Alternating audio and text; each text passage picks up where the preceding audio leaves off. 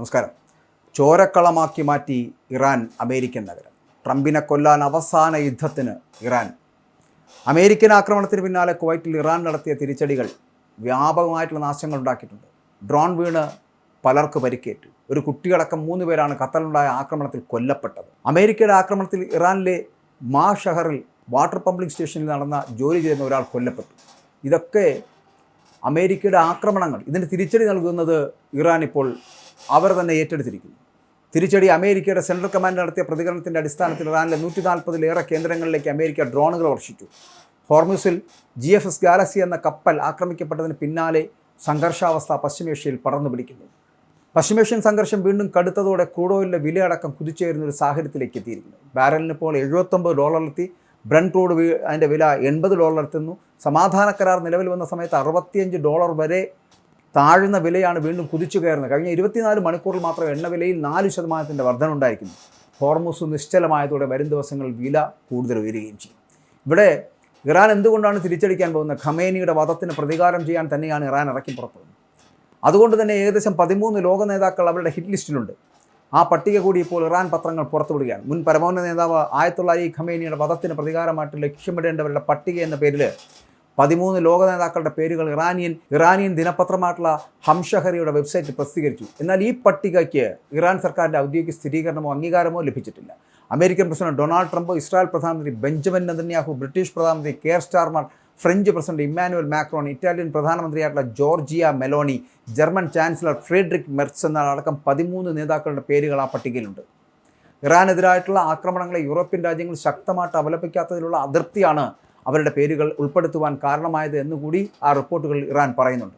അതേസമയം ഖമേനിയുടെ മരണത്തിന് ഉത്തരവാദികളായവരുടെ പ്രതികാരം ചെയ്യുമെന്ന് അദ്ദേഹത്തിൻ്റെ മകനും നിലവിലെ പരമോന്നത നേതാവായിട്ടുള്ള മൊജ്തബ ഖമേനി പ്രഖ്യാപിച്ചു. ഈ പ്രസ്താവനയ്ക്കൊപ്പമാണ് ഈ പറയുന്ന ഞാൻ ആദ്യം സൂചിപ്പിച്ച ആ പത്രത്തിൻ്റെ ഹംഷഹറി വിവാദ പട്ടിക പ്രസിദ്ധീകരിച്ചിരിക്കുന്നത്. ഫെബ്രുവരി 28 നടന്ന US ഇസ്രായേൽ സംയുക്ത ആക്രമണത്തിലാണ് ഖമേനി കൊല്ലപ്പെട്ടത് എന്നുള്ള റിപ്പോർട്ടുകൾ നമുക്കറിയാം.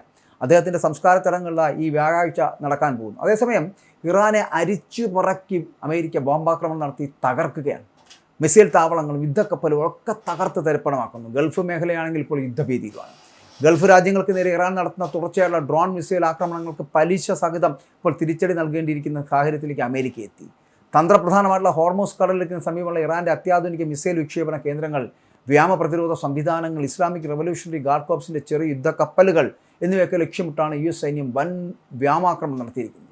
അപ്പോൾ അമേരിക്കൻ പ്രസിഡന്റ് ഡൊണാൾഡ് ട്രംപിൻ്റെ നേരിട്ടുള്ള നിർദ്ദേശപ്രകാരമാണ് US സെൻട്രൽ കമാൻഡ് ഇറാൻ്റെ താവളങ്ങൾ തകർക്കുന്നത്.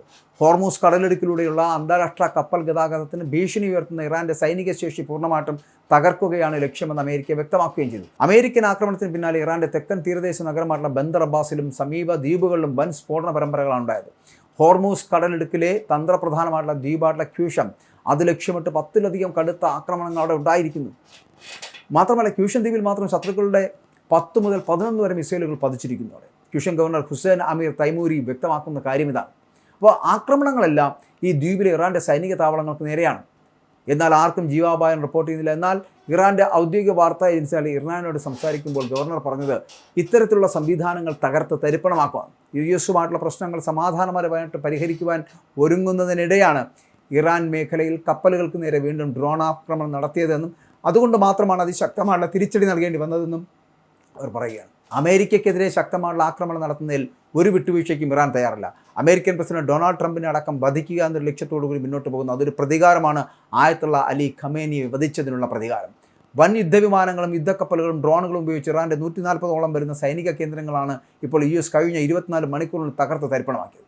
US ആക്രമണത്തിന് പിന്നാലെ ഗൾഫ് മേഖലയിലുള്ള അമേരിക്കൻ താവളങ്ങൾക്ക് നേരെ ഇറാനും പ്രത്യാക്രമണം ആരംഭിച്ചതോടുകൂടിയാണ് പശ്ചിമേഷ്യ വീണ്ടും കടുത്ത യുദ്ധഭീതിയിലായിരിക്കുന്നത്. Bahrain, Jordan, Qatar, Oman, Kuwait തുടങ്ങിയ ഗൾഫ് രാജ്യങ്ങളിലെ US സൈനിക കേന്ദ്രങ്ങളെ ലക്ഷ്യമിട്ടാണ് ഇറാൻ മിസൈലുകൾ തൊടുത്തിരിക്കുന്നത്. ഇതിൽ പലതും ബഹ്റൈൻ്റെയും കുവൈറ്റിൻ്റെയും വ്യോമ പ്രതിരോധ സംവിധാനങ്ങൾ ആകാശത്ത് വെച്ച് തന്നെ തകർത്തു.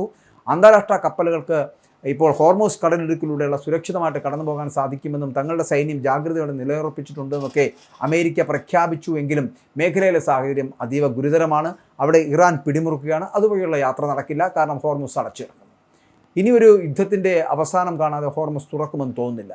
എന്തായാലും ചോരക്കളമാക്കി മാറ്റുകയാണ് ഇറാൻ അമേരിക്കയുടെ നഗരങ്ങളെപ്പോലും. ട്രംപിനെ കൊല്ലാൻ അവസാന യുദ്ധത്തിന് ഇറാൻ ഇറങ്ങുമ്പോൾ അവരുടെ മുമ്പിൽ ഒരേ ഒരു ലക്ഷ്യം മാത്രമേ ഉള്ളൂ. ഇറാൻ എത്രത്തോളം അമേരിക്ക ചുട്ടരിച്ചാലും ട്രംപിനെ വധിക്കാതെ മുന്നോട്ട് ഇനി ഒരു യാത്രയില്ല എന്നവർ പ്രഖ്യാപിച്ചു കഴിഞ്ഞു. അതവരുടെ ഒരു പ്രഖ്യാപിത ലക്ഷ്യമാണ്.